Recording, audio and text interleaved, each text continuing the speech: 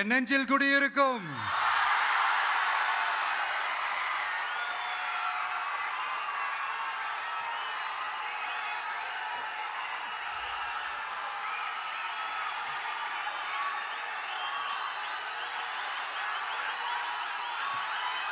என்னுடைய தோழர்கள், தோழிகள் எல்லாருக்கும் என்னுடைய வணக்கம். வணக்கம் வணக்கம்.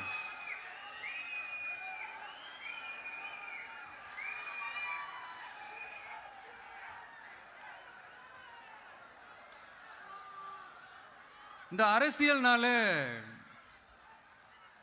வேற லெவல் தான்ல.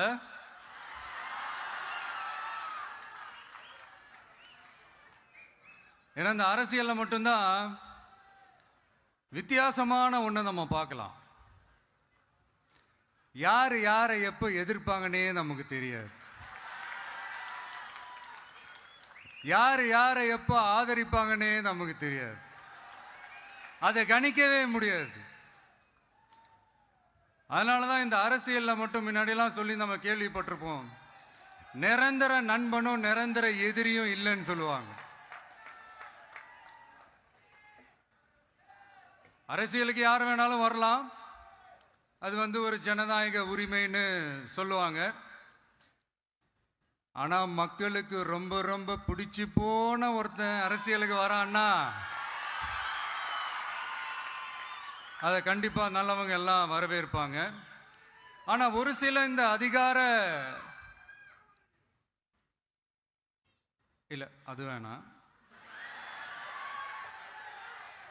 ஒரு சில பேருக்கு மட்டும் கொஞ்சம் எரிச்சல் வரத்தானே செய்யும். அது இருக்கும் தானே. என்னடா இவன் திடீர்னு ஒருத்த என்ட்ரி கொடுத்துட்டானே, இதுவரைக்கும் நாம சொன்ன பொய்யெல்லாம் நம்பிக்கிட்டு மக்கள் நமக்கு ஓட்டு போட்டுக்கிட்டு இருந்தாங்களே.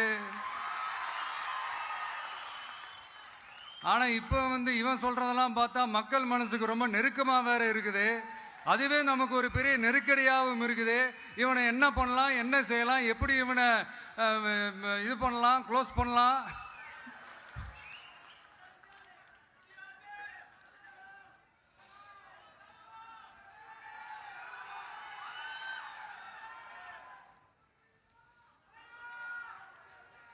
எப்படி இவனை க்ளோஸ் பண்ணலாம், ஒரு கன்ஃபியூஷன் ஒன்று வரும். அந்த கன்ஃபியூஷன்ல கத்துறதா கதறதா என்ன பண்றதுன்னு தெரியாம வர்றவன் போறவன்லாம் கட்சி ஆரம்பிக்கிறான்னு சொல்லி இப்படி ஏதாவது பேச ஆரம்பிப்பாங்க. இப்போ நம்ம ஆட்சியில் இருக்கிறவங்க நமக்கு எதிராக பேசுறாங்க இல்லையா, அந்த மாதிரி. இப்படிப்பட்ட ஒரு அரசியல் காலத்தில் கொஞ்சம் கூட ஒரு பயம் இல்லாம, ஒரு பதட்டம் இல்லாம, வர்ற எதிர்ப்புகள் எல்லாத்தையும் சும்மா லெஃப்ட் ஹேண்ட்ல டீல் பண்ணிக்கிட்டு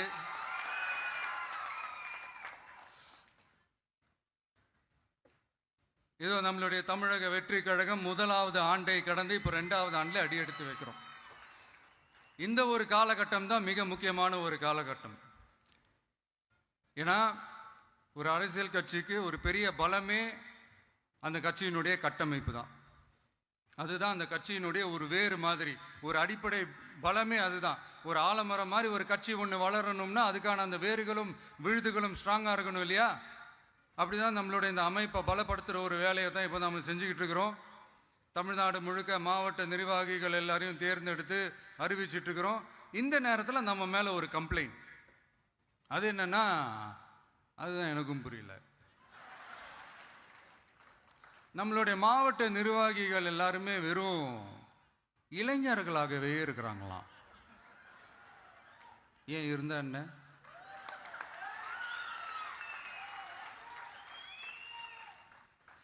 அறிஞர் அண்ணா அவர்கள் கட்சி ஆரம்பிச்சப்பா ஒரு பின்னாடி நின்னதும், புரட்சி தலைவர் எம்ஜிஆர் அவர்கள் கட்சி ஆரம்பிச்சப்பா ஒரு பின்னாடி நின்னதும் வெறும் இளைஞர்கள் தான்.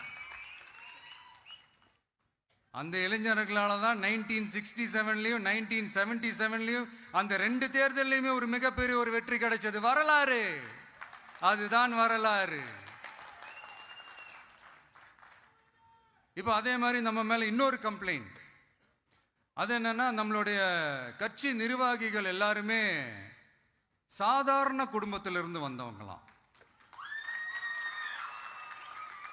அதே தான் இங்கேயும் கேட்கிறேன், ஏன் வரக்கூடாதா?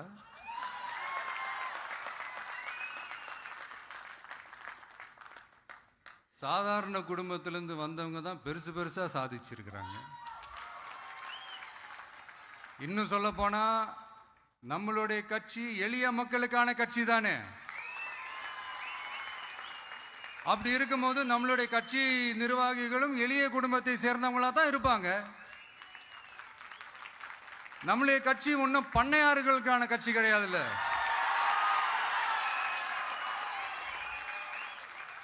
முன்னாடிலாம் அந்த காலத்துல பண்ணையாருங்க தான் பதவியில் இருப்பாங்க. இப்ப கொஞ்சம் உள்டா மாறிடுச்சு.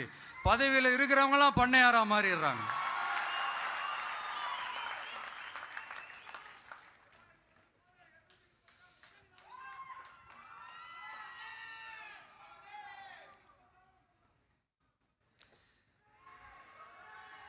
மக்களுடைய நலனை பத்தியோ, நாட்டோட நலனை பத்தியோ, வளர்ச்சிகளை பத்தியோ எதை பத்தியும் கவலைப்படாம பணம் பணம் பணம், எந்தெந்த வழிகளில் எந்தெந்த ரூட்லலாம். இப்படிப்பட்ட இந்த மைண்ட் செட் உள்ள இந்த பண்ணையார்களை அரசியலை விட்டே அகற்றுவதுதான் நம்மளுடைய முதல் வேலை.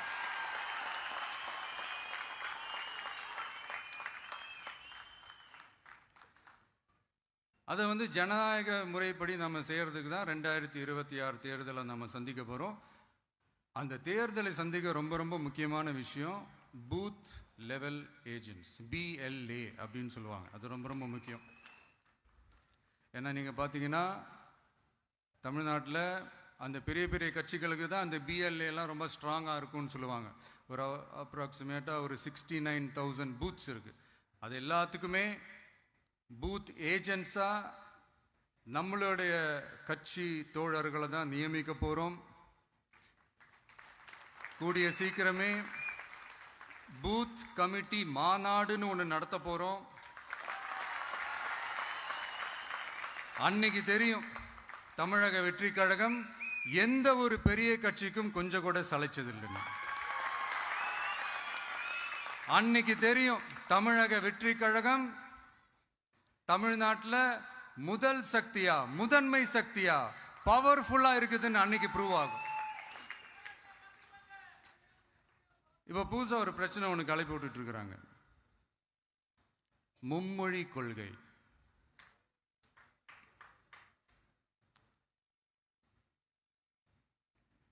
அதாவது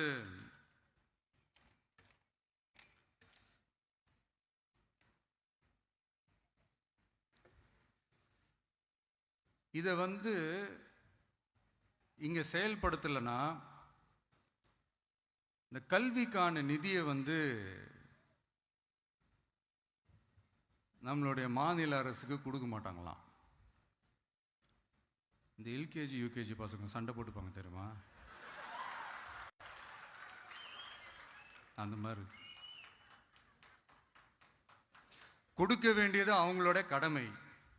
இங்க இவங்க வாங்க வேண்டியது இவங்களுடைய உரிமை. ஆனா இவங்க 2 பேரும் இங்க எவ்வளவு சீரியஸா ஒரு பிரச்சனை ஓடிட்டு இருக்கு.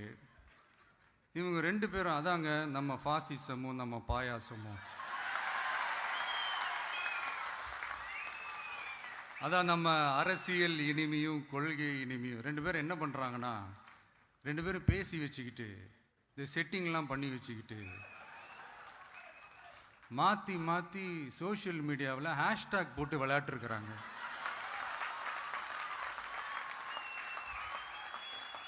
இங்க என்ன நடந்துகிட்டு இருக்கு? அதாவது இவங்க 2 பேரும் அடிச்சுக்கிற மாதிரி அடிச்சுப்பாங்களாம். அதை நாங்க நம்பணுமா? மக்கள் நம்பணுமா? What bro, it's very wrong bro.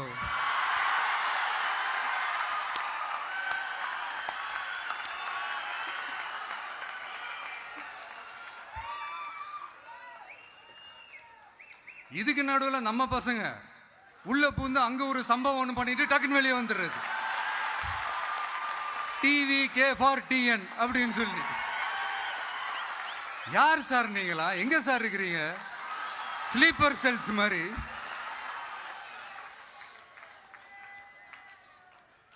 அதனால இதெல்லாம் மக்களுக்கு நாம சொல்லி புரிய வைக்க வேண்டிய அவசியமே கிடையாது. அவங்களுக்கே தெரியும் இதெல்லாம் எவ்வளவு பெரிய ஒரு ஏமாத்து வேலைன்னு. நம்ம ஊரு சுயமரியாதை ஊரு. நாம எல்லாரையும் மதிப்போம். ஆனா சுயமரியாதையை மட்டும் யாருக்காகவும் எதுக்காகவும் விட்டு கொடுக்க மாட்டோம். நாம எல்லா மொழிகளையும் மதிப்போம். அதுல மாற்று கருத்தே கிடையாது. தனிப்பட்ட முறையில் யார் வேணாலும் எந்த ஸ்கூல்ல வேணாலும் படிக்கலாங்க. உனக்கு எந்த மொழி வேணுமோ, எப்போ கற்றுக்கணுமோ, உனக்கு எப்போ தோணுதோ கற்றுக்கலாம். அதெல்லாம் அவங்கவுங்கள தனிப்பட்ட ஒரு உரிமை.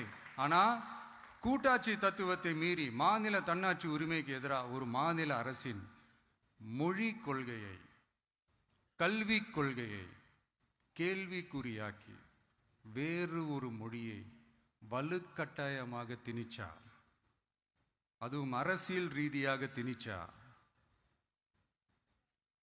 எப்படி ப்ரோ?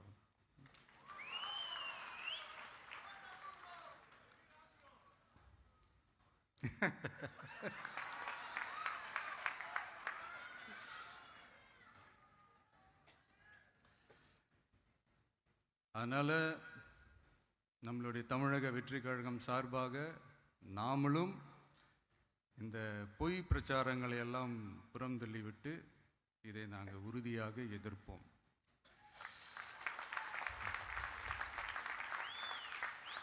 கான்ஃபிடென்ட்டா இருங்க, நல்லதே நடக்கும், வெற்றி நிச்சயம். மீண்டும் சந்திக்கும் வரை நன்றி, வணக்கம்.